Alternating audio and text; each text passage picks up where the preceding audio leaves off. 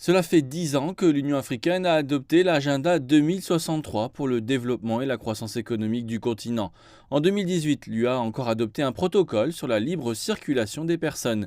Mais les régimes de visa restrictifs entre les États membres ont été un obstacle majeur dans la réalisation de cet objectif.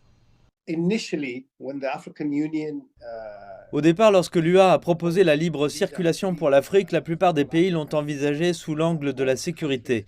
Ils pensaient que la sécurité nationale serait compromise par le passage de terroristes et de contrebandiers.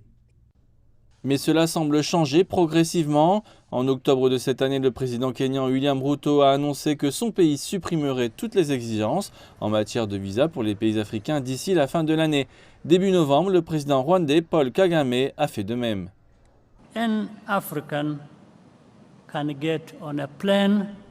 N'importe quel Africain peut prendre un avion pour le Rwanda quand il le souhaite et ne rien payer pour entrer dans le pays. Selon l'indice d'ouverture sur le visa en Afrique de l'UA, seuls 3 pays, le Bénin, la Gambie et les Seychelles, permettent aux citoyens de tous les pays africains de voyager sans visa. Au moins 48 des 55 États membres de l'UA offrent une exemption de visa aux ressortissants d'au moins un autre pays africain. La libre circulation des personnes est déjà appliquée par certains blocs économiques régionaux du continent.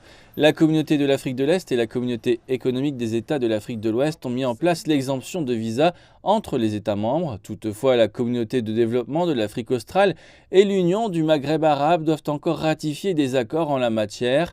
Les experts estiment qu'une Afrique sans visa accélérerait la mise en application de l'accord sur la zone de libre-échange continentale africaine en faveur du commerce, de la croissance économique, de la mobilité de la main-d'œuvre et de l'intégration sociale et culturelle.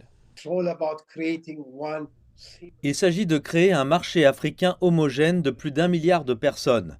Quoi que vous vendiez, quoi que vous produisiez, vous pourriez le vendre sur tout le continent sans aucune barrière.